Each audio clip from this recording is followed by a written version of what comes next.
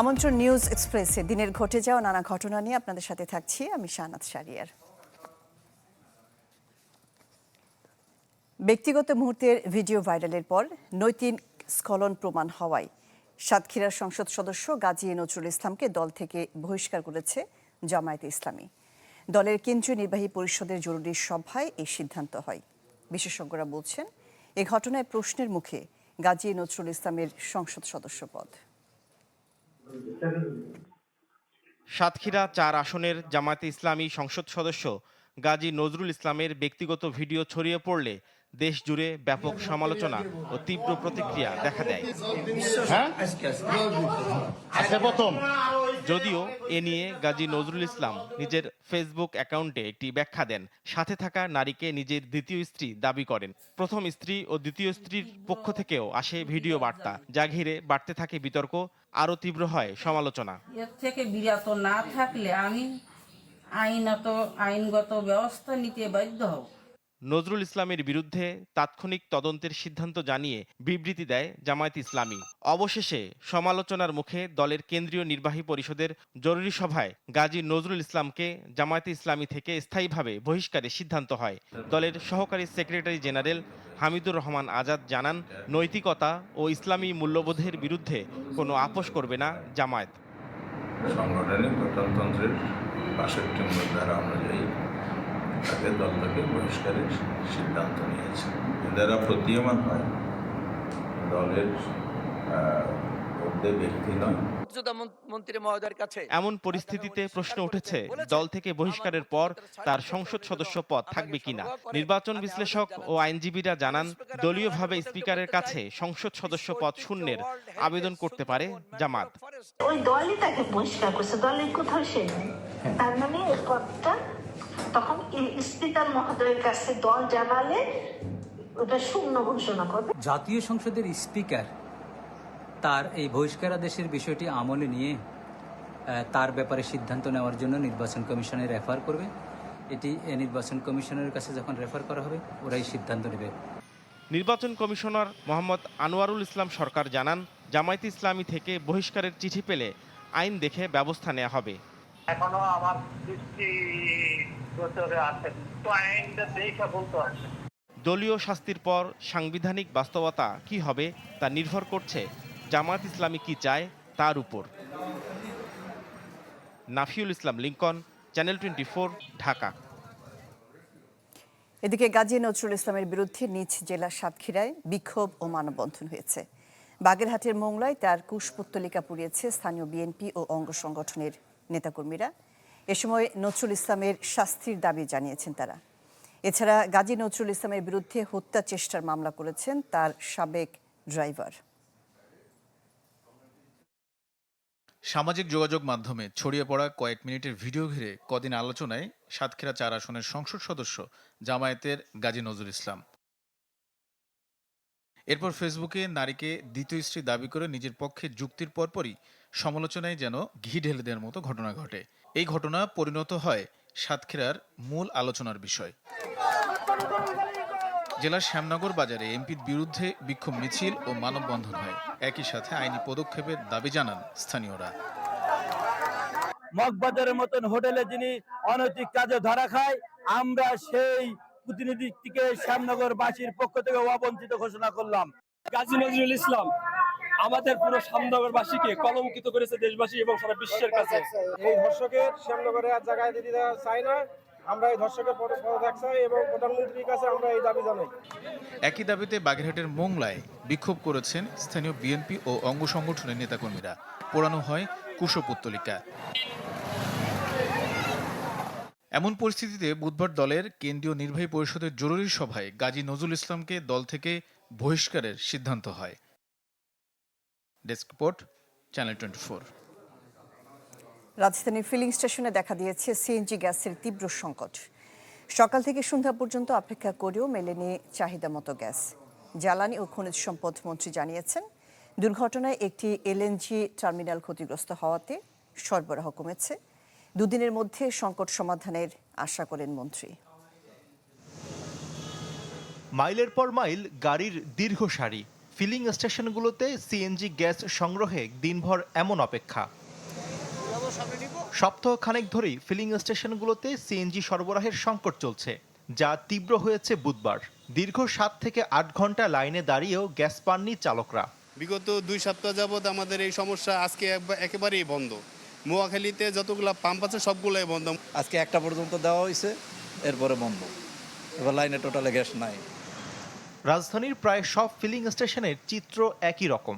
একাধিক স্টেশনে ঘুরেও গ্যাস না পেয়ে হতাশ তারা। 6:30 আসছি গ্যাস নিতে, এখনো এখানে আসি অপেক্ষায়, কখন পাবো ঠিক নাই।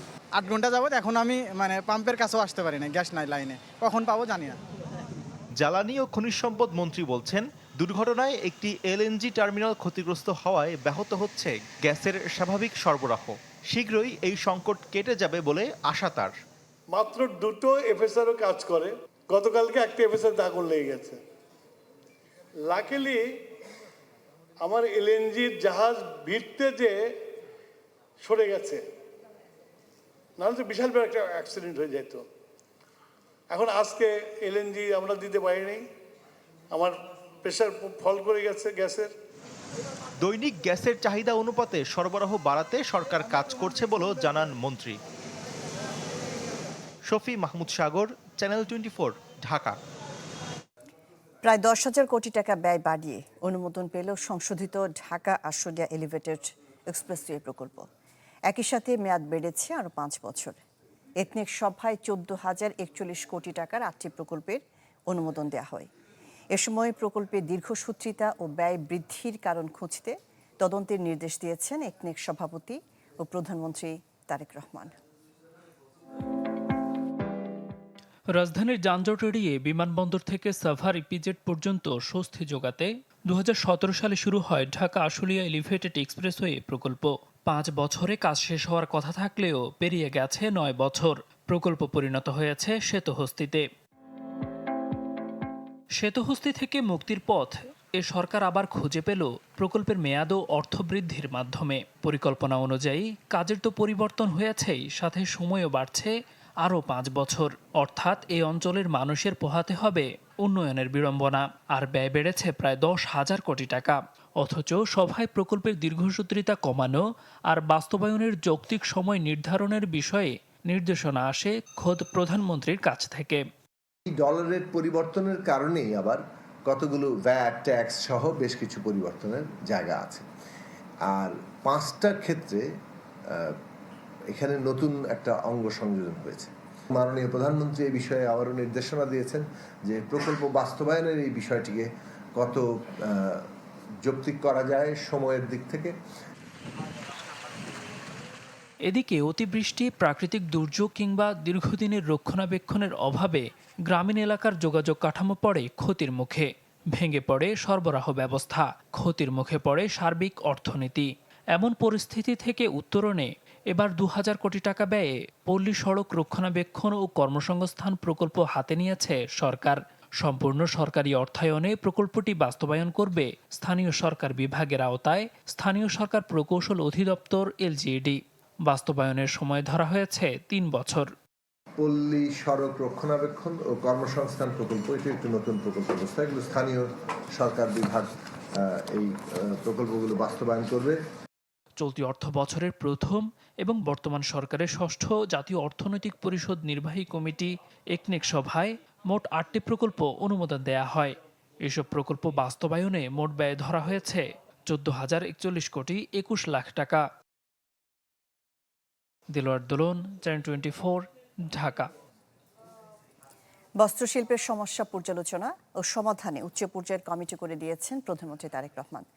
আশ্বাস দিয়েছেন এ খাতের উন্নয়নে সরকারি সহযোগিতা দেওয়ার। সচিবালয়ে তার সাথে সৌজন্য সাক্ষাৎ করেন বাংলাদেশ টেক্সটাইল মিলস অ্যাসোসিয়েশনের নেতারা। আলোচনা করেন বস্ত্রশিল্পের বর্তমান পরিস্থিতি ও রপ্তানির সম্ভাবনা নিয়ে। খাতটির টেকসই উন্নয়নে সরকারের সহযোগিতা চান তারা। আন্তর্জাতিক বাজারের সক্ষমতা বাড়াতে নীতিগত সহায়তা কামনা করেন সরকার প্রধানের কাছে।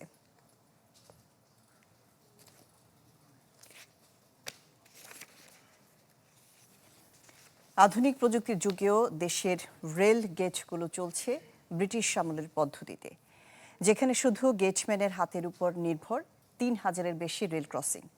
ফলে হর হামেশাই ঘটছে দুর্ঘটনা।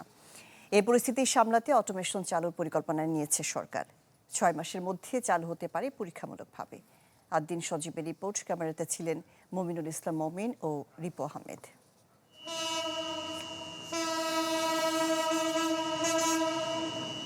রেলের নষ্ট সিগন্যাল বাতিতে এখন পাখির বাসা।